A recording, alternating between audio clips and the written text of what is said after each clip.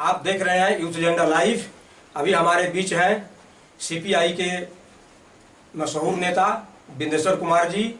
ये गरीबों के हितैषी और मजदूरों के लिए 40 साल से लड़ते आ रहे हैं और बहुत सारी उपलब्धियां हासिल भी किए हैं। आज हम इनसे कुछ जानना चाहेंगे और खासकर इनके विषय में मैं और बता दूं कि अभी अभी ये फिलहाल कई संस्थाओं के मैंने संयोजक हेड के रूप में काम कर रहे हैं। उसमें मुख्य रूप से प्रमुख आंगनबाड़ी सेविका के नेता भी हैं और खासकर बिहार राज्य खेत मजदूर यूनियन के नेता रहे हैं, जिसके माध्यम से इन्होंने हजारों मजदूरों का कल्याण कराया है। All India anganwadi workers federation के राज्य उपाध्यक्ष के रूप में काम कर रहे हैं। बिहार राज्य आंगनबाड़ी कर्मचारी यूनियन के महासचिव भी हैं। खासकर all India trade union Congress के भी राष्ट्रीय उपाध्यक्ष रहे हैं। बिहार राज्य ICDS महिला पर्यवेक्षिका के भी अध्यक्ष हैं और फिर हाल में बिहार राज्य पंप चालक संघ के भी अध्यक्ष के रूप में काम कर रहे हैं। इनकी इतनी बड़ी संस्थाओं से जुड़ाव को देखते हुए ये निश्चित रूप से ऐसा गंभीर लगता है कि इन्होंने कितनी बड़ी संख्या में मजदूरों गरीबों के लिए काम करते हुए आज काफ़ी चर्चित हैसियत के रूप में है। तो मैं आज जानना चाहूँगा बिंदेश्वर जी कि अभी मैंने आपने जो शुरू में कदम रखा है सीपीआई के नेता के रूप में कदम रखा, उसकी क्या भूमिका, कुछ अगर पृष्ठभूमि हो तो कुछ बताएं। जी, हमारे गांव में न्यूनतम मजदूरी का हड़ताल हुआ था भारतीय कम्युनिस्ट पार्टी के नेतृत्व में। उस समय मजदूरों को बहुत कम मजदूरी मिलता था और वो अनाज दिया जाता था, वो बर्तन से निकाल कर करके वजन नहीं रहता था। उस समय हमारे गांव में मजदूरों का हड़ताल हुआ और उस हड़ताल में चूंकि हम भी मजदूर वर्ग में पैदा लिए हैं, हमारा परिवार जो है मजदूर वर्ग में से आता है और हम मजदूरों के हित में समर्थन में कुछ कदम उठाया और उसके लिए जो है सामंती ताकत, जो बड़े किसान या मजदूर विरोधी लोग जो थे, उन लोगों ने काफ़ी साजिश रच कर करके हम पर ही निशाना साधा और उस समय हम दुमका में सर्वे सेटलमेंट डिपार्टमेंट में सर्विस करते थे, सर्वेयर के रूप में एक काम करते थे। लेकिन उसी समय जो है ये घटना घटी और हम सामंती ताकतों का निशाना बने। कई तरह से झूठे मुकदमे में फंसाने का भी प्रयास हुआ और कई तरह से शोषण जुल्म और प्रताड़ित किया गया। उससे हम ऊब कर करके और सर्विस रिजाइन कर दिया और मैदान में आ गए, मजदूर के पक्ष में आ गए। यही हमारा शुरुआत है और उस समय हमारे गांव में जो भारतीय कम्युनिस्ट पार्टी नेतृत्व कर रही थी मजदूरों का, लिहाजा हम उसी पार्टी में ज्वाइन कर लिया और आज तक अभी तक हम भारतीय कम्युनिस्ट पार्टी के एक सिपाही के रूप में काम केवल 42 साल से कर रहे हैं। जी जी, आपके विषय में एक बड़ी रोमांचक घटना चर्चित है कि शादी के समय भी आप जेल में थे। आखिर क्या सच्चाई है, जरा हमारे दर्शकों को बताएं। जी, हमारी शादी 1919 मई को हुई थी और उस समय भारतीय कम्युनिस्ट पार्टी के द्वारा गरीबों के लिए कई तरह के कल्याणकारी योजना का डिमांड किया गया था कि गरीबों को पक्का मकान बनाया जाए, वृद्धों को पेंशन दिया जाए, बेरोजगारों को बेरोजगारी भत्ता दिया जाए, अन्यथा उनको उद्योग लगाने के लिए लोन दिया जाए। इस तरह से दर्जनों मांगों को लेकर करके जेल भरो अभियान का आह्वान था। उसमें हमारे इलाके से जितने मजदूर लोग थे वो गिरफ्तारी दिए और हम भी उसी का नेतृत्व करते हुए अपनी गिरफ्तारी दिया। मुझे खुशी था, कुछ शौक था, हमको लगता था कि हमको भी जाना चाहिए।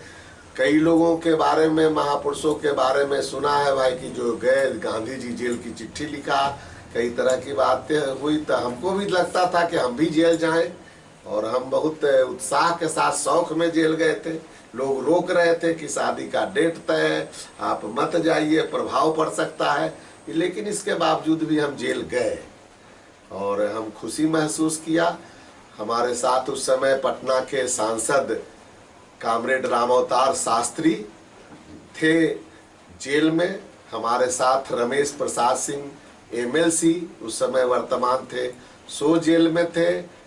विक्रम से लगातार विधायक होते थे रामनाथ यादव, वो जेल में थे और उस तरह से कई बड़े अधिवक्ता जेल में थे। तो बहुत सारे लोग हमारे जमात में, और हमारा जो खुसरोपुर का एक टीम था तो 246 लोग गए थे, जिसमें 45-46 महिलाएं थी। और उसमें एक खासियत और था कि कई लोग पति पत्नी उसमें दर्जनों लोग थे, मजदूर वर्ग के, जो भी साथ में गए थे जेल में।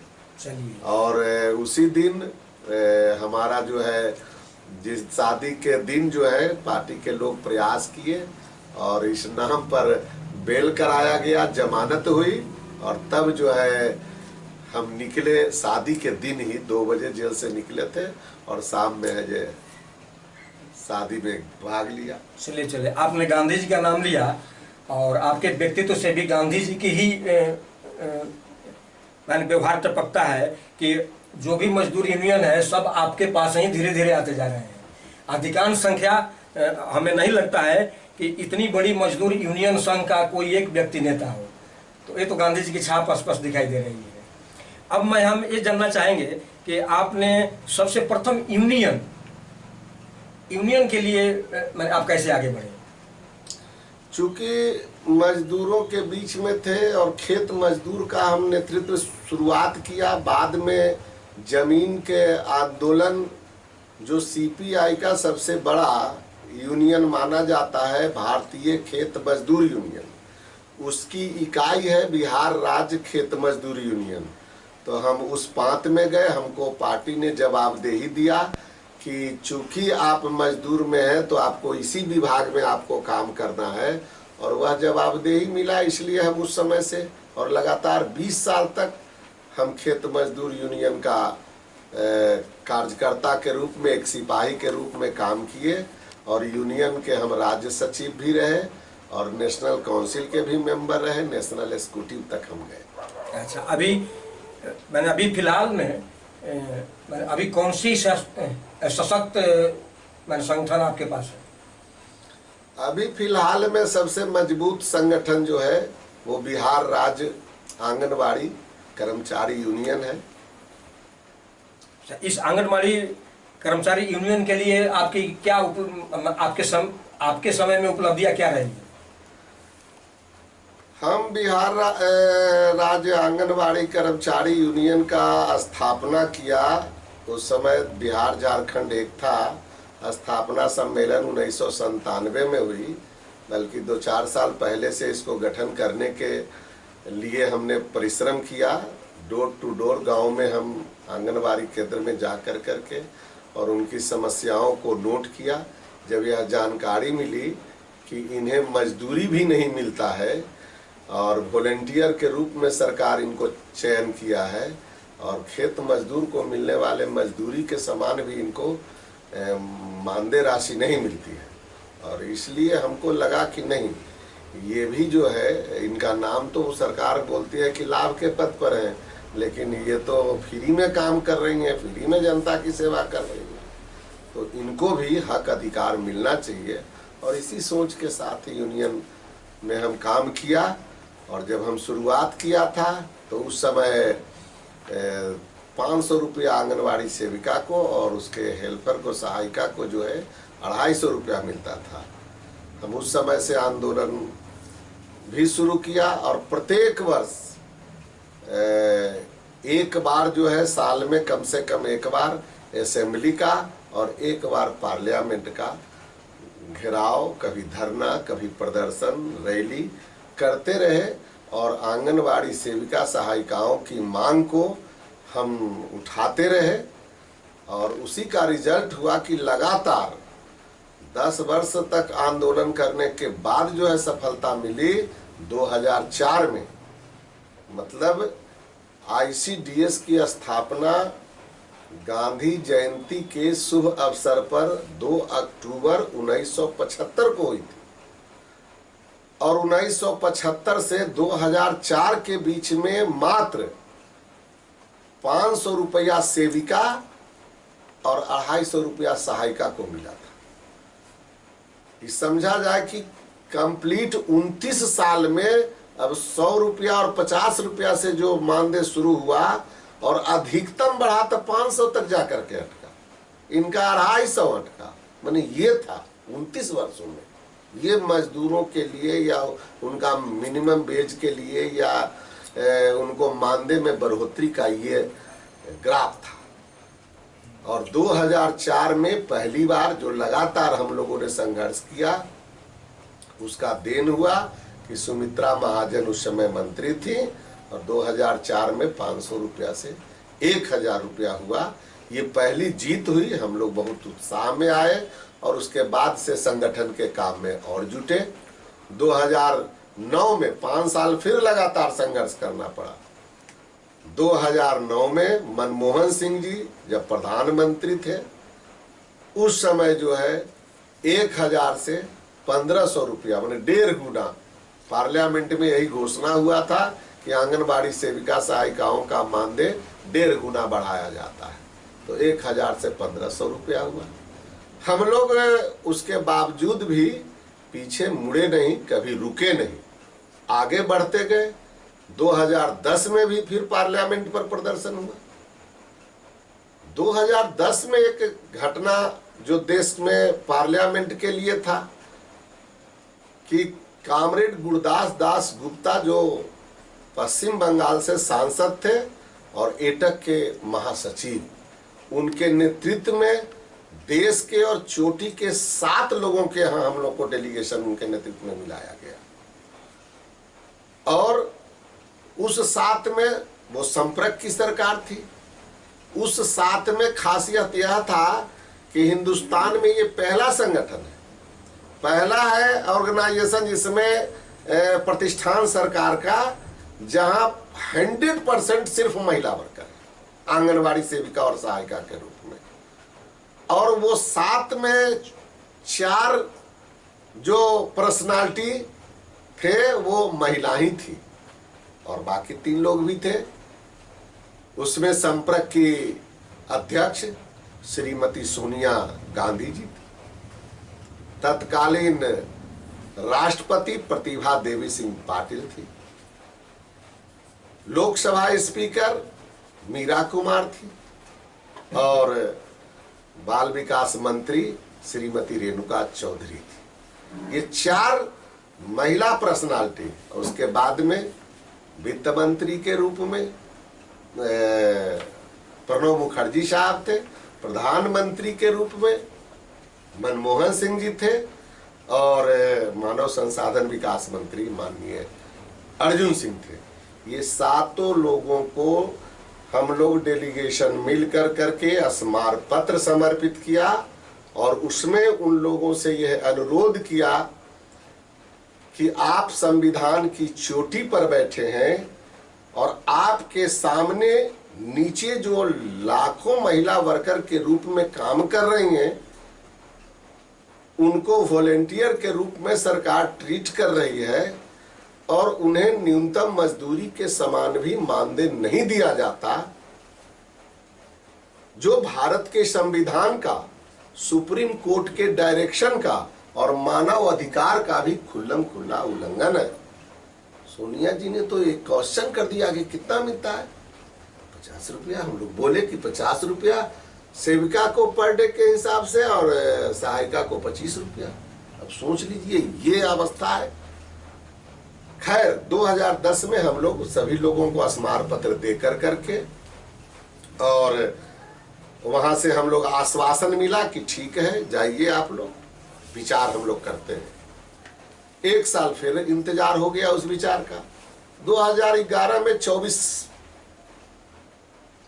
फरवरी को फिर हम लोगों ने प्रत्येक वर्ष की भांति, जैसे तो था कि भाई हिंदू भाई होली दिवाली मनाते हैं, मुसलमान भाई ईद और बकरीद मनाते हैं साल में एक बार, हम लोग आंगनबाड़ी सेविकाओं का, सहायिकाओं का मांग दिवस मना कर करके और असेंबली और पार्लियामेंट में धरना प्रदर्शन कर करके और मांग पत्र देते थे। ये हम लोगों का प्रत्येक वर्ष का ये रूटीन था। इसलिए उसी रूटीन को दोहराते हुए 2011 में फिर प्रदर्शन किया।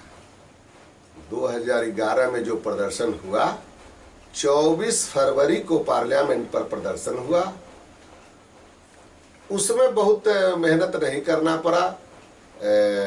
वहाँ कामरेड अमरजीत कौर, जो आज वर्तमान में अभी महासचिव हैं एटक के, उनके नेतृत्व में, और जो आंगनवाड़ी के ऑल इंडिया वर्कर्स फेडरेशन के जो अभी महासचिव हैं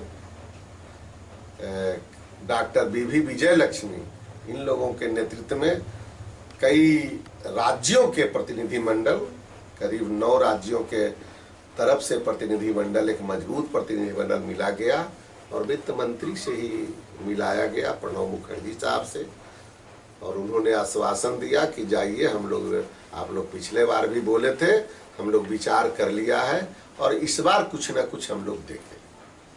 हम लोग आश्वासन लेकर करके फिर आए, लेकिन दिल्ली से वापस घर पहुंचते पहुंचते ठीक 28 फरवरी को वित्त मंत्री के हैसियत से बजट पेश करते हुए माननीय प्रणब मुखर्जी साहब ने ये घोषणा किया कि आंगनवाड़ी सेविका सहायिकाओं का मानदेय दुगना किया जाता है, और तब 1500 से 3000 रुपया हुआ। इस तरह से भारत सरकार से भी ये लड़ाई लगातार जीत हुई और कुछ ना कुछ हम लोग प्राप्त करते रहे। आप लोगों की तो लगातार जीत होती रही है। अभी सुनते हैं कि हाल ही में 1-2 साल पहले आपकी सबसे विशाल रैली पटना में हुई थी, और इसका क्या लाभ आपको मिला? उसमें पटना से पहले हम एक सूचना और आपको दे देना चाहते हैं, क्योंकि अभी भारत सरकार के वाला बात अभी चल रहा था, तो उसमें हम एक सूचना इसमें यह है कि 2011 के बाद जो 3000 रुपया हुआ, उसके बाद जब माननीय प्रधानमंत्री मोदी जी के रूप में यहाँ आ गए, भारत सरकार के मुखिया हो गए, तो ये रिज्म मिला कर करके जो है, ये तो जब आए तो इन्होंने घोषणा कर दिया कि इस देश में कल्याणकारी योजनाओं की आवश्यकता नहीं। ICDS जो है, आंगनबाड़ी जो है, विशुद्ध रूप से 100% कल्याणकारी योजना है, वेलफेयर स्कीम है।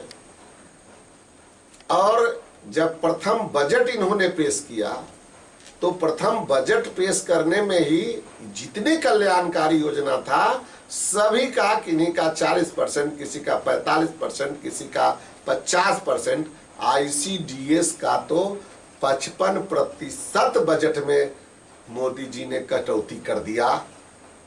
तो हम लोग, या पूरे देश में आंगनबाड़ी सेविका सहायिकाओं में बवाल मच गया कि जब पहला बजट में 55% इन्होंने पेश कर दिया बजट में कटौती कर करके, तो दूसरा बजट में तो 25% घटा देंगे और तीसरा में 20% घटाएंगे, तो ICDS समाप्त हो जाएगा।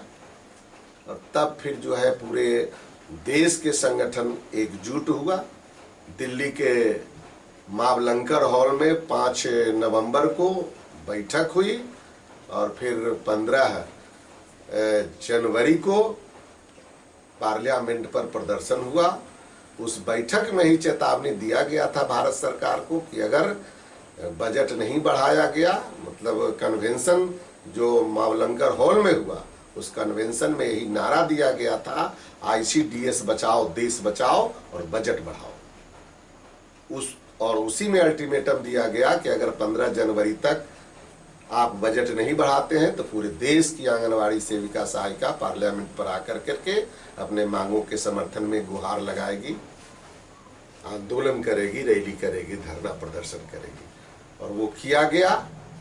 हम उसके बाद यह शुक्रगुजार हैं कि उस आंदोलन के बाद फिर दूसरा जो बजट पेश हुआ, तो दूसरे बजट में बजट की बढ़ोतरी तो मोदी जी ने किया। आंगनबाड़ी के संघर्ष में एक बहुत बड़ा जीत हुआ कि भारत सरकार को पीछे हटना पड़ा और बजट को दोबारा में बढ़ा कर करके पेश करना पड़ा।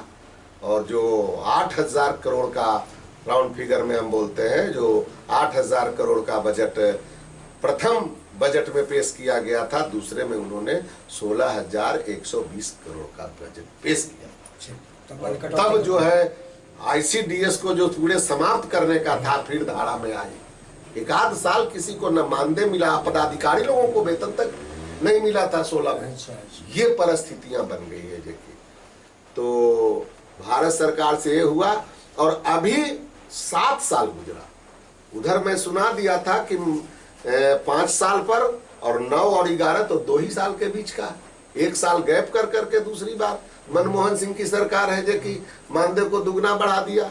लेकिन मोदी जी के रिजम में यह स्पष्ट हो गया इनके नीति से ही कि ये 7 साल बाद जो है मात्र 1,500 रुपया बढ़ाने का काम किया। 7 साल बाद 2018 ये 11 के बाद 18 जोड़ सकते हैं, तो 18 में जो है मात्र 1,500 रुपया इन्होंने बढ़ाने का काम किया। तो अभी तक जो है, अभी भी भारत की सरकार जो है मात्र 4,500 रुपया देती है। यहाँ पर यह कह देना फिर हम मुनासिब समझते हैं कि यह सीधे सीधी संविधान की हत्या, संविधान का घोर उल्लंघन है, मानव अधिकार का उल्लंघन है। ये संविधान की कुर्सी पर बैठ कर करके भी और आंगनवाड़ी सेविका सहायिकाओं के हक और अधिकार के साथ ये घोर अन्याय हो रहा है। ये इन पर जुल्म है, अत्याचार है। इसकी जितनी निंदा की जाए कम है। एक तरफ से हमको हक अधिकार की बात है, आंगनवाड़ी सेविका सहायिका के लिए जो इस देश का शान, इस देश का मान, इस देश का सर ऊंचा करने का स्थान अगर कोई अवसर देती है तो वो आंगनवाड़ी सेविका और सहायिका है। जब हमारे देश के मुखिया अंतर्राष्ट्रीय मंच पर जाते हैं, वहां पर गर्व से सीना फुला कर करके बोलते हैं कि हमारे देश में बच्चों के मृत्यु दर में कमी आ गई है, गर्भवती माताओं के मृत्यु दर में कमी आ गया है, कुपोषण में कमी आ गया है। तो ये कमी कौन लाने वाला है? इस कमी को लाने वाला जो अपना खून जला कर करके इस देश की सेवा आंगनवाड़ी सेविका और सहायिका करती है, और इसके बल पर हमारे देश का मान और सम्मान बढ़ता है, सर ऊंचा होता है, और वहां गौरव हासिल करते हैं हमारे राष्ट्रपति और प्रधानमंत्री।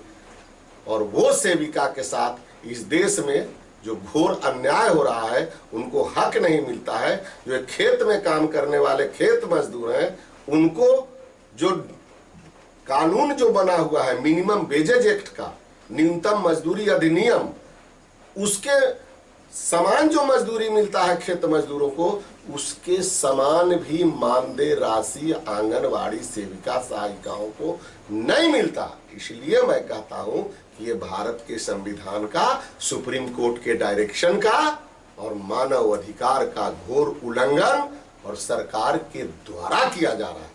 ये आश्चर्यजनक बात है, ये भारत सरकार कर रही है। चलिए, तो आप लोग की मैंने आंगनबाड़ी सेविकाओं की और मांगे क्या क्या है? आंगनवाड़ी सेविकाओं का मूल मांग, अब तो मांग बोलने में भी मैंने क्या कहें कि अब हिम्मत नहीं करता है कि इसको बोले। हमारा बेसिक मांग है कि आंगनवाड़ी सेविका सहायिका चूंकि सरकारी कर्मचारी से अधिक काम करती है, इसलिए इन्हें सरकारी कर्मचारी का दर्जा दिया जाना चाहिए।